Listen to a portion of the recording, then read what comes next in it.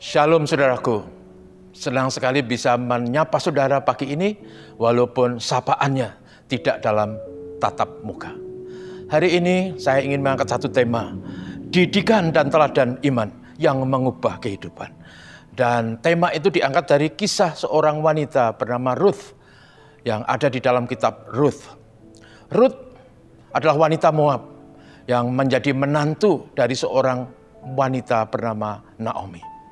Naomi bersama suami dan kedua anaknya lelaki mengungsi ke negeri Moab, mencari kehidupan di sana. Sayang bahwa kehidupan di sana tidak seperti yang diharapkan. Untung tidak bisa diraih, malang tidak bisa ditolak. Naomi kehilangan suami dan sekaligus juga kedua anak lelaki. Akhirnya Naomi ditinggal bersama kedua wanita yang menjadi menantunya. Wanita-wanita ini tinggal bersama Naomi. Pada waktu Naomi mendengar bahwa di Israel Tuhan telah memberkati negeri itu dan memberikan kemakmuran, akhirnya Naomi memutuskan untuk kembali ke Bethlehem, ke negeri Israel.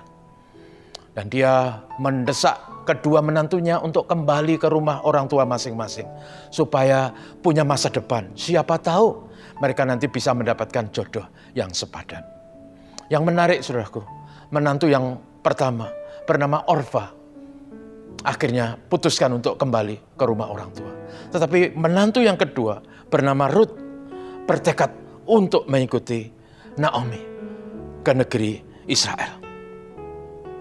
Dan Naomi akhirnya terpaksa harus mendengar kata menantunya. Dan ini yang dikatakan oleh Ruth.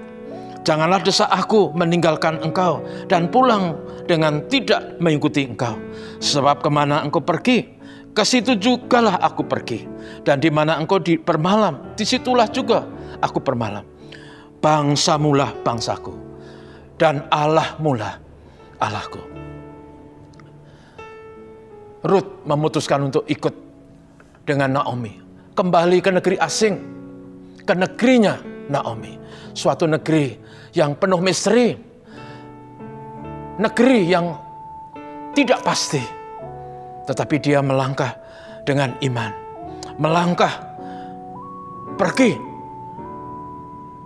mengikuti ibu mertuanya. Dan bahkan dia berkata, Allahmu adalah Allahku. Dan saudara, kenapa Ruth mengambil keputusan sangat drastis?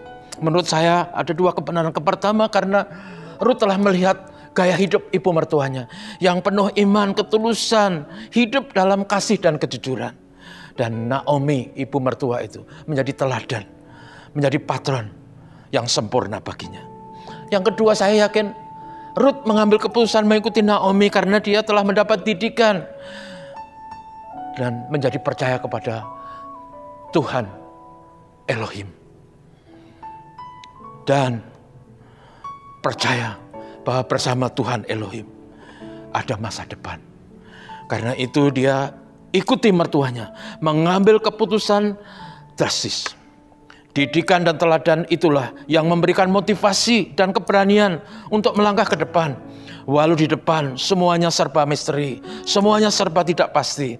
Hanya ada ibu mertua bernama Naomi dan ada Tuhan yang dia percayai. Ruth melangkah, tidak takut, tidak ragu menjalani kehidupan ini. Ini bagian hidupnya yang harus dijalani karena dia mempercayai Tuhan. Tuhan Allah, pencipta langit dan bumi. Singkat cerita saudaraku, akhirnya Ruth sampai di Israel. Dia harus bekerja keras. Dan akhirnya Ruth mendapat kehormatan. Dinikahi seorang yang terhormat. Seorang yang mapan bernama Boaz. Dan bukan hanya itu. Ruth namanya masuk dalam daftar silsilah Yesus. Sang Juru Selamat itu. Mengapa saudaraku? Karena didikan dan teladan dari ibu mertua. Dan karena iman yang dimilikinya. Saudara kekasih, dalam banyak hal hidup kita di masa kini, kita juga tidak pernah tahu hari esok. Serba misteri, serba tidak pasti. Tetapi marilah kita menjalani hidup ini sesuai dengan didikan iman, didikan firman Tuhan. Melangkah dengan iman. Dan juga jangan lupa, beri juga didikan dan teladan iman bagi anak cucu kita. Karena orang yang dididik dan diberi teladan iman selalu punya masa depan. Mari kita berdoa. Tuhan, terima kasih untuk hari ini. Terima kasih untuk teladan dari seorang wanita Moab bernama Ruth, yang karena didikan dan teladan iman melangkah dengan iman dan punya masa depan. Dalam dunia kami yang tidak pasti, tolong kami juga untuk selalu berpegang pada didikan ajaran firman Tuhan dan melangkah dengan iman. Situasi sekarang yang kami hadapi tidak mudah. Berkati gereja dan jemaat Tuhan, berkati negeri kami, berkati supaya pandemik virus corona segera diatasi. Berkati Bapak Presiden dan seluruh jajarannya, supaya upaya-upaya yang dilakukan membawa hasil dan negeri kami diberkati, damai dan sejahtera kembali. Dalam nama Yesus, amin.